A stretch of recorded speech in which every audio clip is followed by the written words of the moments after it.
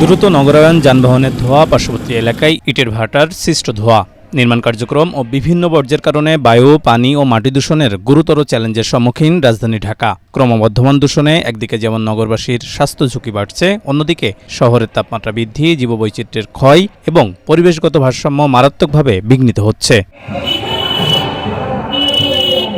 ঢাকার অদূরে দিয়াবাড়ি ৪ নম্বর ব্রিজ সংলগ্ন ১১ নম্বর লেকপাড়, উত্তরা সেন্টার মেট্রো স্টেশন থেকে মাত্র কয়েক কিলোমিটার দূরে তৈরি হচ্ছে কৃত্রিম বন। রাজউকের গ্রিন বেল্টের এই জমিতে বৃক্ষরোপণ শুরু হয় গেল নভেম্বরে। প্রথম পর্যায়ে লাগানো এই গাছ ৮ মাসেই পরিণত হয়েছে ঘন বনে। প্রায় ৫৫ কাঠার এই বনে লাগানো হচ্ছে ২৫০ প্রজাতির ৫৩,৪০০ গাছ। কৃত্রিম এই বনে দেশীয় ফলদ, ফুল, ঔষধি, কাঠ, ঝোপ, গুল্মসহ বিভিন্ন ধরনের গাছ রয়েছে। তবে প্রাধান্য পাচ্ছে বিলুপ্তপ্রায় প্রজাতির গাছ। এই বনের মধ্যে রয়েছে পায়ে হাঁটার রাস্তা। এসব রাস্তার পাশে শোভা পাচ্ছে বিভিন্ন প্রজাতির ফুল। রয়েছে নরম পাহাড়, ভূখণ্ড এবং নিম্নভূমি, যা ভূপ্রকৃতিকে ফুটিয়ে তুলেছে। একই সাথে জাপানি ধারণা শিনরিন ইয়াকু বা বনস্নান এ নগর বনায়নে অন্তর্ভুক্ত, যা মানুষের শারীরিক ও মানসিক স্বাস্থ্য উন্নত করবে। যখন নগর পরিকল্পনা করা হচ্ছিল, উত্তরার থার্ড ফেজ যখন ডিজাইন করা হচ্ছিল, তখন খুব পরিকল্পিতভাবে গ্রিন বেল্টের জায়গা ছাড়া হয়।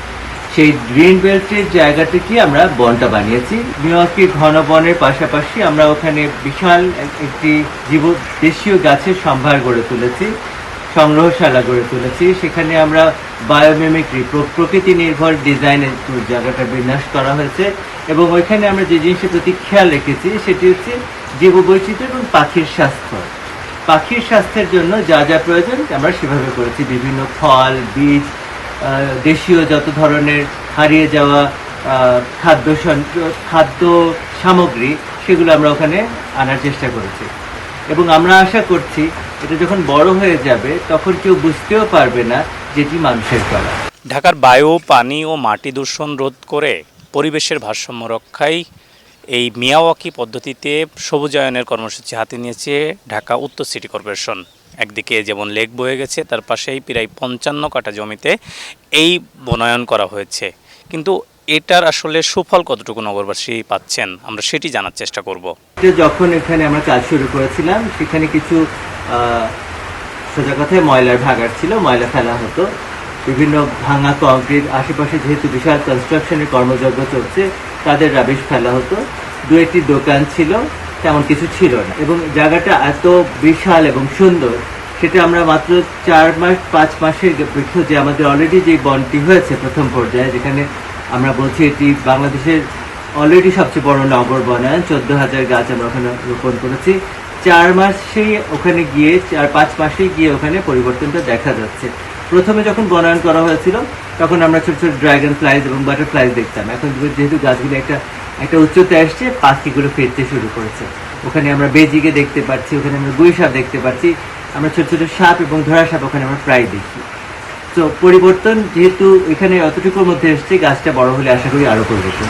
কৃত্রিমভাবে তৈরি এই বনের পরিবেশগত প্রভাব মূল্যায়নে বৈজ্ঞানিকভাবে পর্যালোচনার কথা বলেছেন পরিবেশ বিজ্ঞানীরা। 3টি ফেজে এই ফরেস্টের কার্যক্রম শুরু হয়েছে। এটি 1 কিলোমিটারেরও কম দৈর্ঘ্যের একটি এলাকা, লেকের পাশে লম্বা আকৃতির ল্যান্ডস্কেপ করে এই বনায়নটা করা হচ্ছে। 3টি ফেজের প্রথম ফেজটি শেষ হয়েছে, দ্বিতীয় ফেজের বৃক্ষায়নের কাজ চলছে এবং তৃতীয় ফেজের ল্যান্ডস্কেপিং এর কাজ চলছে। এটি একটি ভালো উদ্যোগ। এই ধরনের উদ্যোগে ইন্টেন্সিভ বনায়ন করা হচ্ছে এবং বিভিন্ন ধরনের বিভিন্ন প্রজাতির যেটাকে আমরা বায়োডাইভার্সিটি বলি, এই ডাইভার্সিফাইড প্ল্যান্টেশন এখানে করা হচ্ছে। এই কারণে এখানে বিভিন্ন ধরনের প্রাণীর যে বৈচিত্র্যতা, পাখালির যে বৈচিত্র্যতা ইতিমধ্যে সেটিও দেখা যাচ্ছে।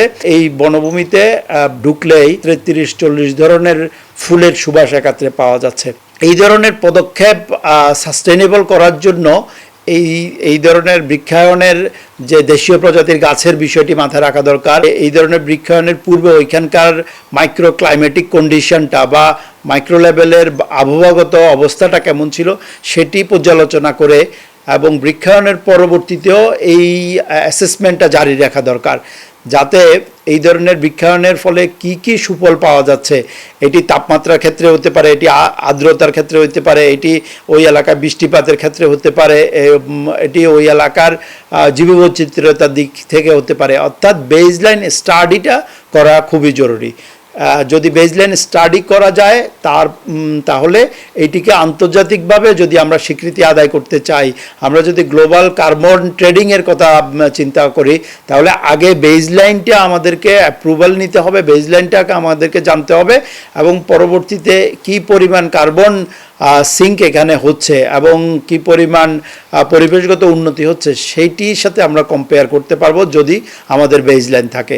সফলতা পেলে স্বল্প জায়গায় এমন বন দেশব্যাপী তৈরির পরামর্শ নগর পরিকল্পনাবিদদের।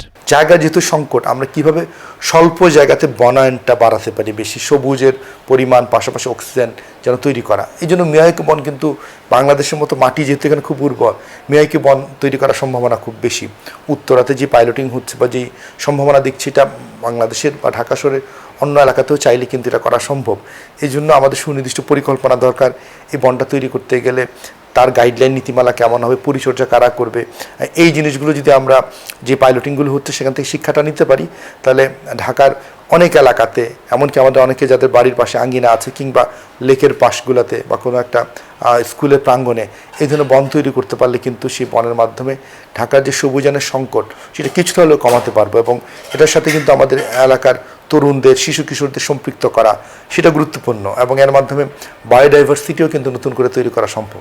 দ্রুত ঘন বন তৈরির একটি বিশেষ বনায়ন কৌশল মিয়াওয়াকি। এই কৌশল কাজে লাগিয়ে নগরীর অল্প জায়গায় বিপুল সবুজায়ন করা গেলে বায়ু, পানি ও মাটি দূষণ কমিয়ে পরিবেশের ভারসাম্য রক্ষায় কার্যকরী হতে পারে বলে মনে করেন সংশ্লিষ্টরা।